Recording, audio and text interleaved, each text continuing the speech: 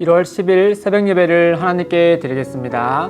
오늘 우리에게 주신 하나님의 말씀 민수기 6장 1절에서 12절의 말씀입니다.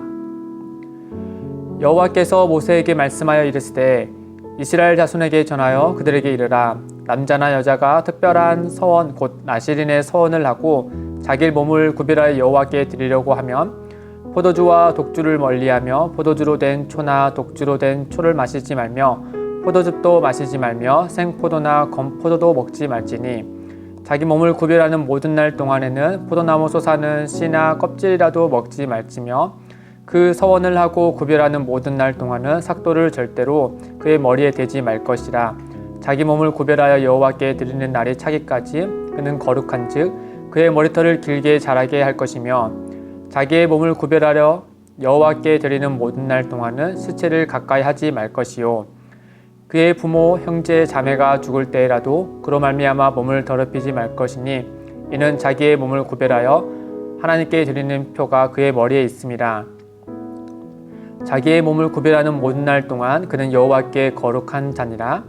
누가 갑자기 그 곁에서 죽어서 스스로 구별한 자의 머리를 더럽히며 그의 몸을 정결하게 하는 날에 머리를 밀 것이니 곧 일곱째 날에 밀 것이며 여덟째 날에 산비둘기 2마리나 뒷비둘기 새끼 2마리를 가지고 회막문에 와서 제사장에게 줄 것이요 제사장은 그 하나를 속죄 제물로 하나를 번제물로 드려서 그의 시체로 말미암아 얻은 죄로 속하고 또 그는 그날에 그의 머리를 성결하게 할 것이며 자기 몸을 구별하여 여호와께 드리는 날을 새로 정하고 1년 된 순양을 가져다가 속건 제물로 드릴지니라.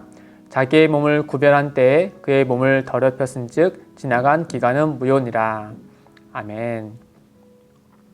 우리가 바깥에 외출할 때를 보면 우리가 이제 흔히 볼 수 있는 것처럼 마치 경계가 없는 것 같은 그런 거리도 경계가 있고 또 구별되어 있는 것을 우리가 파악할 수 있을 겁니다. 뭐 예를 들어서 도로와 인도 구별되어 있죠. 그리고 횡단보도 또는 어린이 보호구역 또는 금연구역 또 우리가 주차장만 보더라도 경계가 딱 구분되어 있지 않습니까? 뭐 장애인 주차구역, 여성 우대 주차구역 또는 경차구역까지도 말이죠.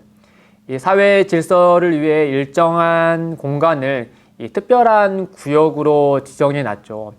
이 특별한 구역에 진입할 수 있는 여부는 그 구역에 알맞은 자격 또는 행동이 요구되기 마련입니다. 이스라엘 사회에서도 특별한 구역이 있었습니다. 바로 성전이죠. 또 광야에서는 성막이었습니다. 그리고 또 하나는 가나안 땅에 들어간 이후에 도피성이라는 곳이 있었습니다. 우리가 성막을 생각해 보면은 이 성전은 성전 안에서도 이제 여러 가지 구역이 나눠져 있었죠. 가장 안쪽에는 지성소, 그리고 성소, 그 다음에 뜰로 이렇게 구별되어 있습니다. 당연히 하나님의 임재인 장소인 이 성소에는 아무나 들어올 수가 없었죠. 레위인들, 제사장, 그리고 가장 깊숙한 곳 지성소는 1년에 딱 한 번만 대제사장이 들어갈 수 있는 곳이었습니다. 이와 같이 이제 사람들을 좀 생각해 보면 이스라엘 12지파들 가운데 유독 한 지파만이 또 특별하게 구별되지 않았습니까? 바로 그들은 레위인들이죠. 우리가 민수기 말씀을 보아서 알듯이 그 레위인들은 이스라엘 지파의 첫 아들을 대표하는 자들이었습니다. 그리하여서 태어날 때부터 그들은 구별되어서 하나님의 임재의 상징인 장소인 그 성막을 관리하고 또 제사하는 일에 관여하기 위하여서 그들은 일찍이 구별되었죠. 더불어서 오늘 말씀에 보면은 이렇게 일찍이 태어날 때부터 구별된 레위인들과 달리 이렇게 일정한 기간 동안 특별히 구별되는 사람이 등장합니다. 바로 그 사람들을 성경은 가리켜서 나실인이라 이렇게 부르고 있죠. 이 나실이란 말은 히브리어 말로 이제 번역하면 이제 구별이란 뜻입니다. 이는 매우 이 나실인들이 하는 서원은 매우 특별한 서원인데 두 가지를 좀 생각해 볼 수 있는데 하나는 무엇이냐? 이 레위인들이 아님에도 불구하고 이스라엘 가운데 이 되게 거룩한 자로서 구별된 서원이기 때문입니다. 얼마나 그들이 특별하게 이제 구별되었냐 하면 이 대제사장들이 해야 될 규율들을 나실인도 똑같이 해야 했습니다. 제사장들과 마찬가지로 이 독주와 포도주를 멀리 해야 했고 또 대제사장과처럼 시체를 접촉해서는 안 됐습니다. 또한 이 대제사장에게 주어지는 거룩한 관과 같이 나스린들은 머리에 삭도를 대어서는 안 됐습니다. 성경은 그들의 그런 특별한 상징이 그 머리를 향하여서 아주 특별하게 생각하고 하나님이 거룩한 표라고 말씀하셨죠. 이처럼 대제사장과 제사장과 같은 규율을 나시린도 지켜야 했던 점에서 매우 특별한 것이라고 생각할 수 있죠.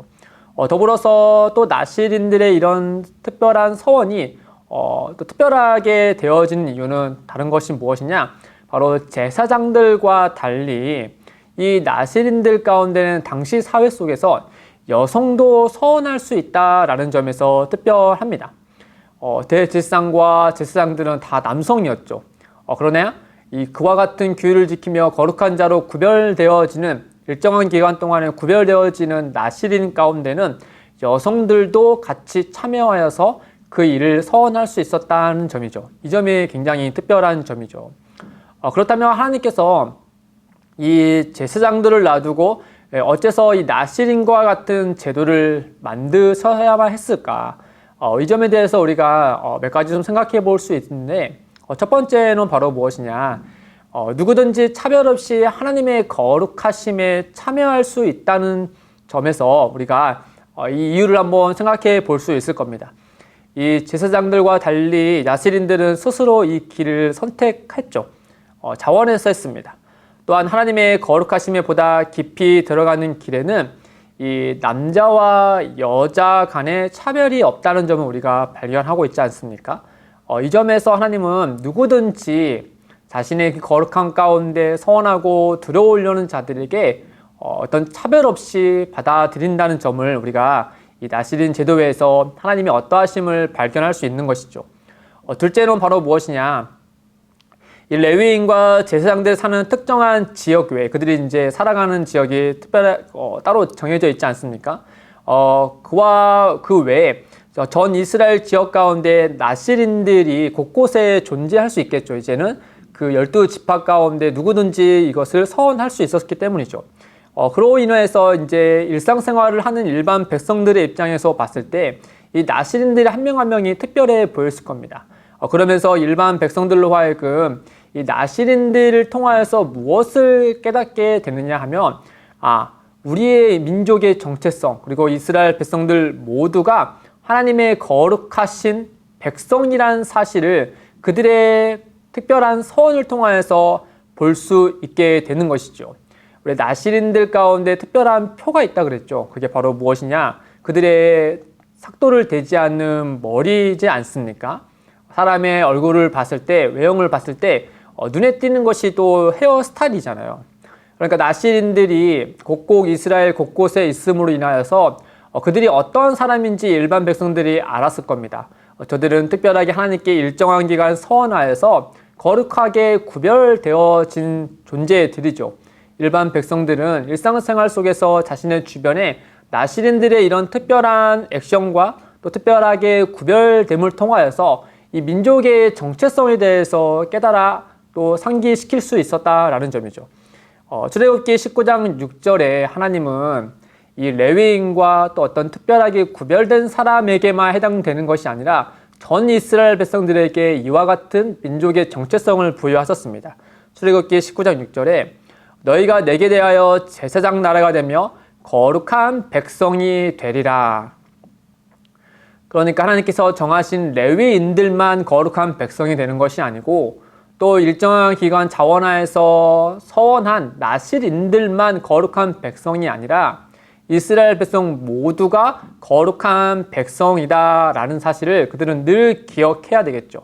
그 점에 있어서 지역 곳곳에 있는 누구나도 차별 없이 서원할 수 있는 나실인의 이런 존재는 이 민족의 정체성을 다시금 상기시킬 수 있는 귀한 이정표와 같은 역할을 했다라는 점을 우리가 생각할 수 있는 것입니다.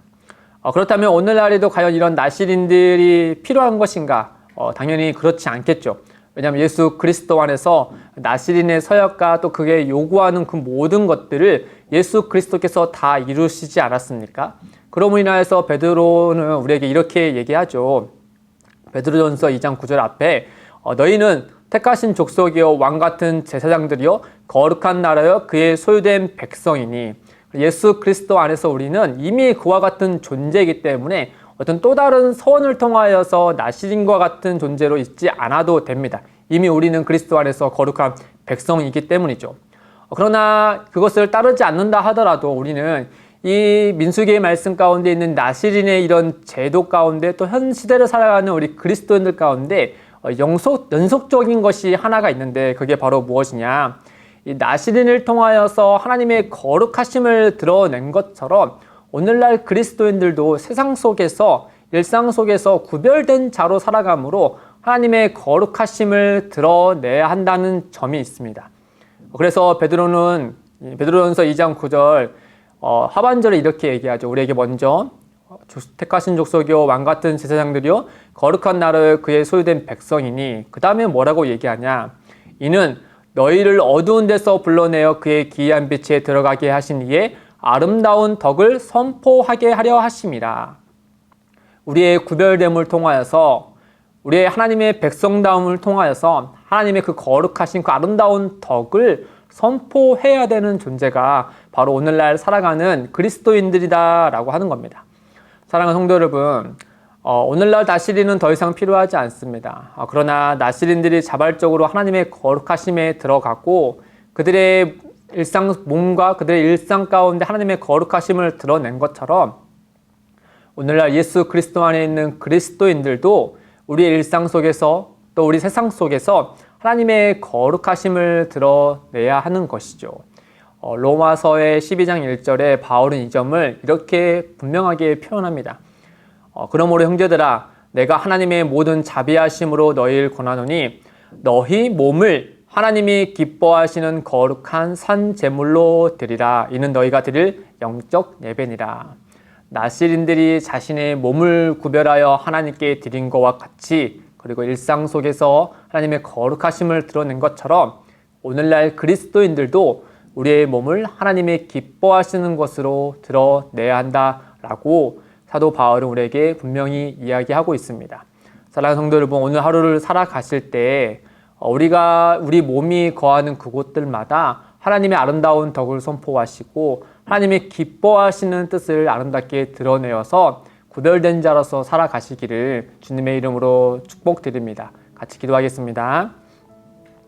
하나님 아버지, 예수 그리스도 안에서 우리를 거룩한 백성으로 부르시고 구별되게 해주셔서 감사합니다. 그 은혜를 아는 자들로서 우리가 몸담고 살아가는 세상 속에서 구별된 자로 하나님의 거룩하심을 드러낼 수 있도록 성령 하나님께서 우리와 함께하여 주옵소서. 어두운 세상 속에 우리 각 성도가 그리스도의 빛이 될 수 있도록 주님 인도하여 주옵소서. 감사하며 예수님의 이름으로 기도드립니다. 아멘. 오늘도 두 가지의 기도 제목을 두고 함께 기도하겠습니다. 첫째, 하나님의 백성이란 거룩한 정체성을 기억하고 우리가 살아가는 일상 속에서 하나님의 기뻐하시는 바를 행하게 하옵소서.